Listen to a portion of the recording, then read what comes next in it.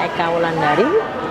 Saat ini usia 37 tahun. Saya businesswoman, terutama di material handling equipment.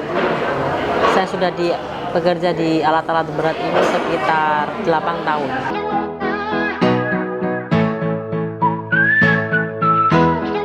Oke, dunia alat berat ini sangat menantang.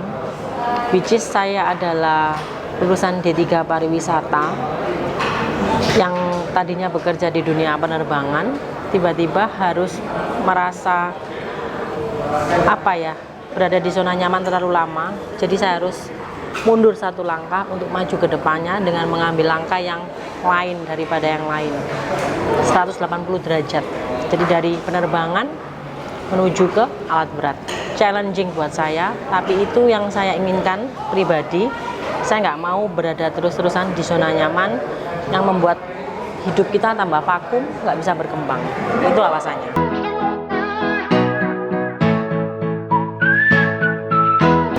Pertama, peluang. Yang pasti karena nggak banyak wanita yang main di alat-alat berat ini. Jadi kalau kita negosiasi langsung dengan pria itu jauh lebih cepat, nggak lama-lama. Terus teman-teman kita memang juga banyak pria, tapi di situ saya belajar hal baru. Ini yang bikin saya untuk membuka hal baru dalam pribadi saya. Tantangan pastinya sangat menantang, karena benar-benar saya nggak ngerti sama sekali dunia alat berat. Olinya jenisnya apa, ini alat untuk apa, benar-benar tidak ada basic sama sekali. Tapi saya mau berusaha belajar dari nol di situ. Karena nggak mudah bagi kita untuk berkomitmen. Saya pribadi seorang perempuan yang susah sekali berkomitmen. Menurut saya, kalau saya masuk ke dunia ini, itu mengajari hidup saya untuk jauh lebih berkomitmen dan konsisten. Di dunia alat berat nggak 1-2 hari untuk belajar. Bahkan sampai dengan 8 tahun saya berada di bidang usaha ini, saya masih tetap belajar. Karena ternyata supplier yang ada di China itu setiap tahun mereka akan memberikan inovasi baru, dan itu nggak langsung saya ngerti, oh iya ini alat baru, nggak, saya juga harus belajar sama. Jadi mengikuti perkembangan. Di sini dibutuhkan konsisten. Nah itu untuk saya terapi diri sendiri sebetulnya. Komitmen nggak mudah, tapi harus, karena udah menjadi komitmen untuk pribadi saya pribadi gitu.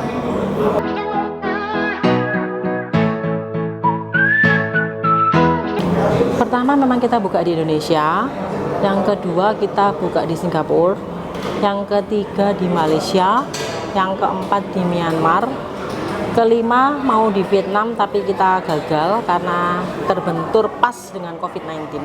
Jadi kita pending.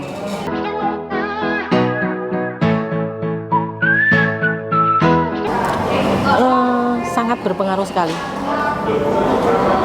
Karena banyak dari klien kita yang pabrik-pabriknya terhenti. Pertama karena PSBB ya. PSBB, notabene kalau yang pabrik padat karya pasti mereka akan melakukan karyawan beberapa di PHK atau masuk secara bergantian. Pembeli juga mulai berkurang.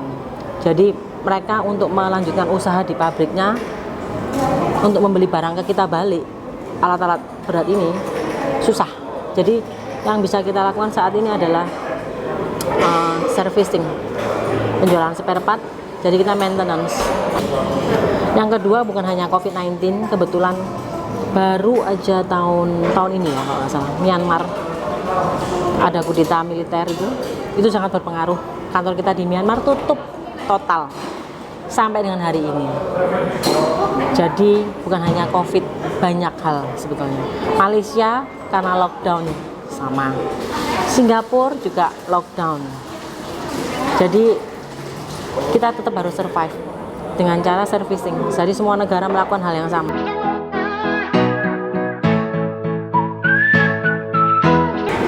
Untuk sejauh ini Myanmar juga mulai untuk online, meskipun ada kudeta, nekat ya. Kita coba karena kita nggak tahu sampai sejauh mana. Singapura kita juga online, semuanya menggunakan online. Yang tadinya kita sudah punya beberapa dealer, selalu menggunakan sales call, kita datang ke dealer-dealer satu-satu, ke customer satu-satu. Karena pandemik ini mau nggak mau online, menggunakan online, penjualan juga online. Untung di Indonesia ya, ada banyak online shop. Jadi kita bisa masuk ke situ, karena saya yakin beberapa klien kita mau nggak mau untuk mencari barang-barang juga langsung menuju ke online shop.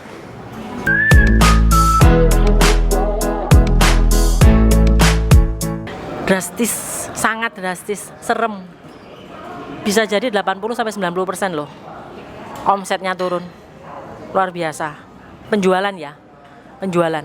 Tapi sekarang kita juga nggak berhenti dari situ dong.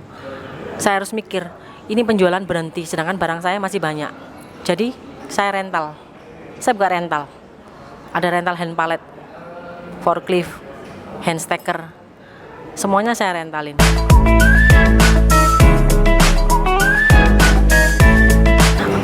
Kebetulan saya menggunakan sistem waktu saya kerja di penerbangan ya. Jadi saya nggak ada satu karyawan, misalkan accounting satu orang, ini fokus ke accounting, enggak. Satu orang ini harus bisa accounting, admin, penagihan. Jadi dia merangkup semuanya. Dari dulu memang saya itu reduce expenses dari sini. Jadi kalau ada pandemi seperti ini, nggak terlalu berefek besar terhadap karyawan sebetulnya. Cuma salesnya harus strong. Karena karyawan saya nggak banyak. Total untuk Indonesia saat ini 12. Singapura mungkin hanya 6. Malaysia ada 8. Maksudnya nggak sampai banyak seperti kompetitor ya. Kompetitor salesnya aja mungkin ada 12. Tempat saya sales cuma only 3 ya, 3. Karena mereka mencakup marketing, sales online, sales outdoor, sales indoor. Mereka harus bisa itu semua.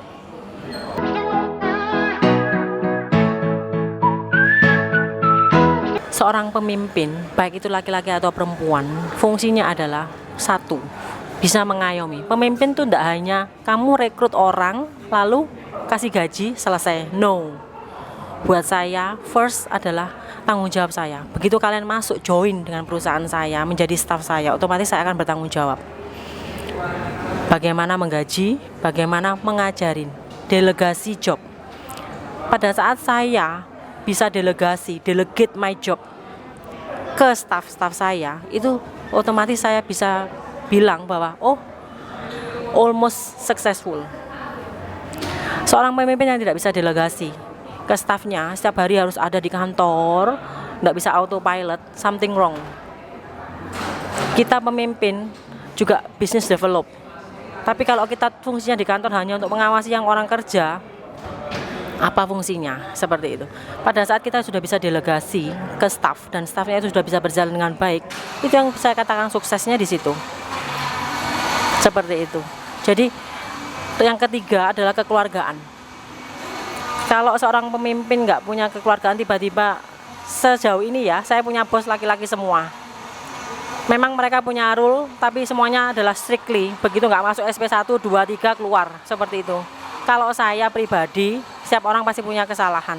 Jadi kita kasih peringatan memang, tapi nggak langsung, meskipun sampai SP 5 pun mungkin belum tentu saya keluarkan. Saya seperti itu, karena kalau memang dari jarak 1, 2, 3, 4, 5 tetap ada perubahan menuju ke baik, why not kita pertahankan. Yang penting adalah kejujuran nomor 1, kedua mereka mau berusaha. Perubahan nggak bisa drastis, pasti bertahap. Itu yang saya hargai. Itu. Jadi memang saya pribadi mau memulai hal ini dari diri saya dulu. Kalau memang metode saya ini berhasil, dan puji Tuhannya sampai dengan hari ini berhasil menurut saya. Karena perusahaan saya sudah autopilot. Kita cuman ngecek apapun itu. Dan yang kedua, di tempat saya tidak ada CCTV di gudang. Karena kepercayaan nomor 1. Kalaupun ada yang berbohong, entah kenapa, karena kita punya ada stop opnam ya, rulesnya tetap ada. Jadi kalau ada pun yang ngambil barang, kita pasti tahu.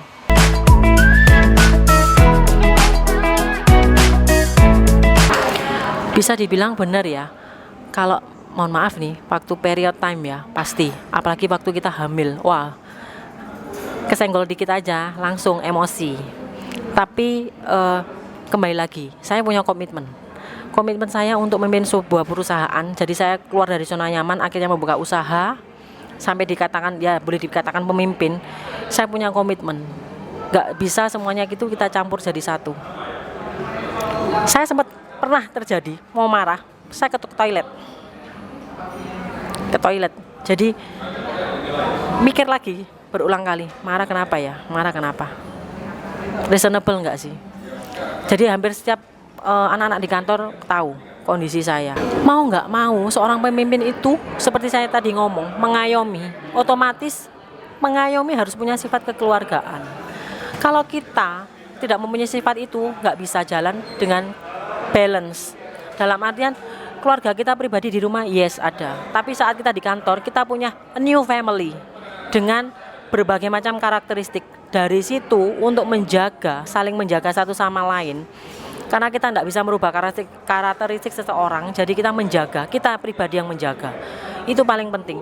Kalau kita punya kekeluargaan satu sama lain, kita akan saling menjaga. Jadi konflik yang terjadi tidak terlalu parah. Tetap ada konflik, tapi resikonya sangat kecil untuk sampai bertengkar yang sangat luar biasa. Jarang terjadi di kantor saya. Jadi kalau ada karyawan yang satu sama lain mulai ada konflik sedikit antar sales misalkan, karena soal price list yang salah, itu bisa jadi konflik.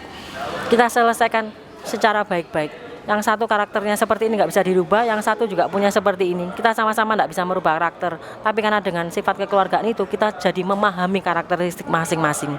Akhirnya saling menjaga. Iya, harus ada sentuhan seperti itu.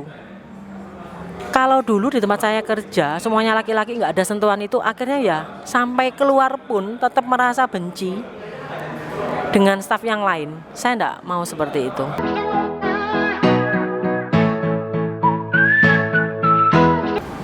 Begini, satu, saya mempunyai Tuhan yang besar. Saya membutuhkan Tuhan dalam kehidupan saya. Fungsinya adalah untuk memberikan kebijaksanaan yang lebih. Yang kedua, dalam memberikan keputusan, saya tidak pernah memakan mentah-mentah apapun statement dari customer ataupun dari staff. Semuanya based on investigate. Jadi saya tipikal orang yang investigasi dulu. Saya tidak bisa memutuskan langsung seperti ini. Enggak. Karena di tempat saya dibilang urgent, dibilang tidak. Tapi yang pasti semuanya dari investigasi. Jadi kebijaksanaan kita timbul tuh dari cara kita menyelesaikan sebuah masalah.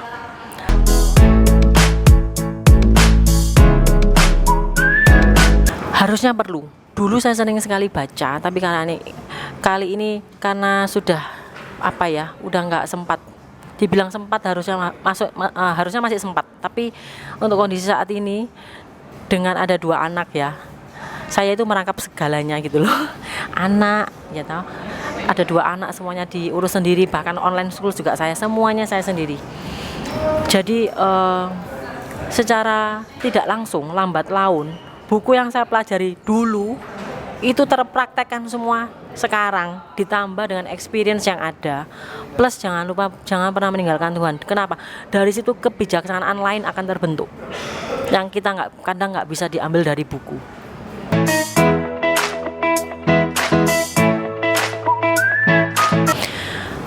Begini, dibilang susah, harus dijalani pasti. Kita nggak bisa skip ya, ini bukan iklan di YouTube, nggak bisa di skip hidup kita ini ya Bu. Jadi pagi anak-anak kan lagi sekolahnya online, bukan kebetulan, karena planning saya kalau sekolahnya sudah masuk, dulu waktu sekolah masuk offline itu anak saya full day. Jadi istilahnya, alah ini saya tinggal aja lah di sekolah, nanti sore saya ambil.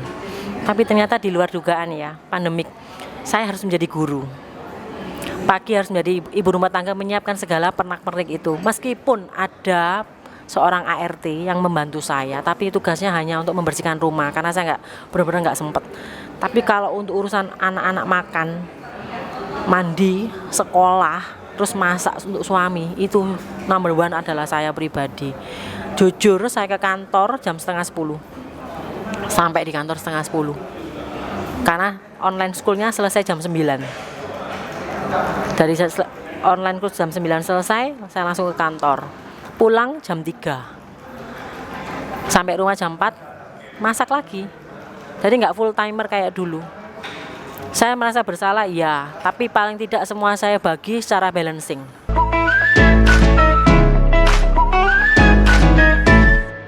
Saya pribadi pertama kita harus menyayangi diri sendiri. Saat ini, di waktu saya yang super sibuk, saya masih menyempatkan diri ke gym. Itu sangat luar biasa. Padahal dibuat baca buku nggak bisa ya katanya. Tapi ini gym itu harus. Kenapa? Sayang itu dimulai dari diri sendiri. Menurut saya pribadi, saat kita sudah mulai sayang kepada diri sendiri, kita akan mulai menyayangi orang lain. Sifat sayang itu komitmen. Di hidup kita ini cerminan. Begitu kita komitmen dengan diri sendiri, kita sayang diri sendiri, ya semoga kita juga bisa sayang dengan keluarga, sayang dengan staff. Itu yang saya bagi sampai dengan hari ini. Jadi, tapi porsinya tidak seperti dulu waktu sebelum pandemi. Saya benar-benar totalitas, ke keluarga totalitas. Saya di kantor, Sabtu Minggu libur, harus. Karena Sabtu saya sama keluarga, Minggu pure saya untuk melayani Tuhan. Saya bagi seperti itu. Tapi karena pandemik ini ya, susah, semuanya kan serba online. Tetap saya bagi, tetap ikut, tapi tidak bisa full timer maksimal seperti yang offline.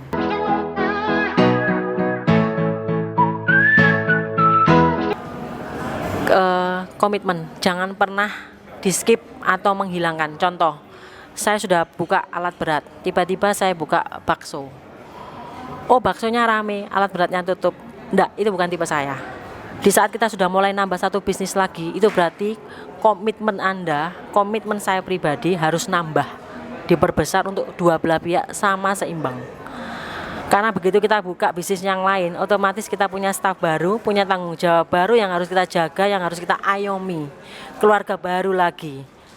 Untuk mencapai kesuksesan nggak cuma 1-2 kali, 1-2 perusahaan nggak bisa. Karena semuanya berkesinambungan. Balancing harus tetap. Jadi dalam hidup kita jangan pernah men-skip apapun, karena itu tidak akan pernah ter-skip. Tetap kita akan jalani. Kita itu hanya postpone nantinya. Kalau sudah sampai di ujung, yang ada full macam-macam, malah tambah nggak bisa kita selesaikan. Kalau memang prioritas kita di keluarga, ya sudah. Mau nggak mau kayak saya online school, nggak mungkin dong anak saya titipkan ART terus sekolah. Saya nggak penting, pokoknya sekolah online, gurunya tahu, beres. Tidak, kita juga harus komitmen. Anak ini adalah warisan utama dalam hidupku.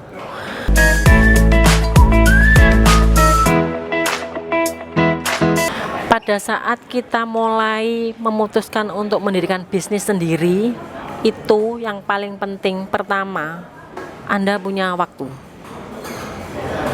Jangan sampai nanti sudah bisnis buka, anak saya nangis, rumah nggak ada yang ngepel, nggak ada yang masak, kalian tinggal.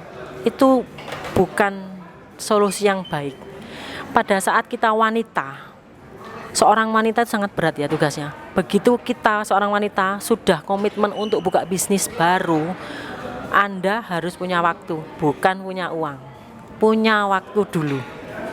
Karena apa? Kita dibutuhkan hampir totalitas di situ.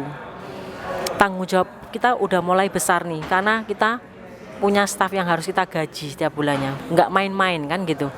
Jadi setelah punya waktu, kita baru punya uang yang bukan masuk dalam kebutuhan pokok pengeluaran, yang memang benar-benar kita sisihkan. Jadi buka bisnis jangan sampai saya buka bisnis ini loh sekarang, tapi saya nggak diin sertifikat rumah. Lah kalau bisnisnya nggak jalan, itu ikut. Jadi waktu dulu, setelah itu uang yang benar-benar bukan masuk dalam kebutuhan pokok. Itu prinsipnya hanya 2 itu untuk buka bisnis. Saya Eka Wulandari sebagai businesswoman sekaligus owner dari PT Energi Karisma Abadi Maxiton Brand. Simak cerita lengkapnya di channel YouTube Woman Blitz atau klik womanblitz.com for your daily inspiration. Bye bye.